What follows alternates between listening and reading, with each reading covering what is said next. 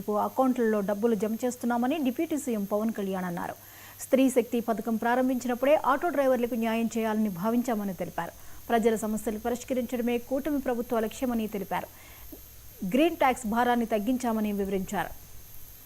స్త్రీ శక్తి ఈ ఉచిత బస్ ప్రయాణం ఈ పథకం కింద ఇది ఇచ్చినప్పుడు మొట్టమొదటిసారి క్యాబినెట్లో ప్రవేశపెట్టినప్పుడు ముందుగా ఆలోచించింది మీ ఆటో డ్రైవర్ మీ వృత్తి మీ గురించి ఆలోచించాం. ఫస్ట్ ఏదన్నా ఉచిత బస్సు ప్రయాణం ఇస్తే ఆటోలకు ఇబ్బంది అవుద్ది, వారి ఉపాధికి ఇబ్బంది అవుద్ది, అందరూ బస్సులో వెళ్ళిపోతే మా పరిస్థితి ఏంటని ఖచ్చితంగా అంటారనేది ఆ రోజు క్యాబినెట్లో ప్రస్తావిస్తే గౌరవ ముఖ్యమంత్రి గారు ఒకటే ఇచ్చారు, ఎట్టి పరిస్థితుల్లో కూడా వారిని నిర్లక్ష్యం చేయం, వారికి ఏ సమస్యలు ఉన్నా సరే వారిని ఎలా కాంపెన్సేట్ చేస్తాం దాని మీద కొంచెం సమయం కావాలని మనస్ఫూర్తిగా ఆయన ఆ రోజు చెప్తే మేమందరం బలంగా నమ్మాం.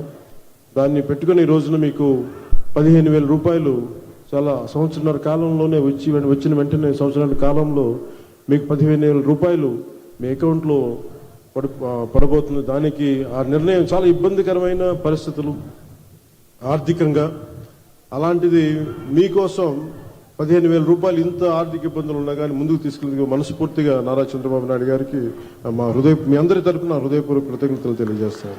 అలాగే ఈ రోజున ఆటో డ్రైవర్ సేవలో కార్యక్రమం ద్వారా స్త్రీ శక్తి పథకంలో మీకు జరుగుతున్న నష్టాన్ని భర్తీ చేసే ప్రయత్నం చేస్తూ అర్హులైన ప్రతి ఆటో డ్రైవర్కి ఈ రోజున 15,000 జమ చేస్తూ దాదాపు 3 లక్షలు ఇంకా సరిగ్గా చెప్పాలి 2,90,000 మందికి ఈ ఆటో డ్రైవర్ సేవల పథకం ద్వారా లబ్ధి చేకూరుండగా మీ అందరి కోసం ప్రభుత్వం ఆర్థిక ఇబ్బందులు ఉండి 436 కోట్ల భారాన్ని ఈ రోజున రాష్ట్ర ప్రభుత్వం చాలా ఆనందంగా మోస్తుంది.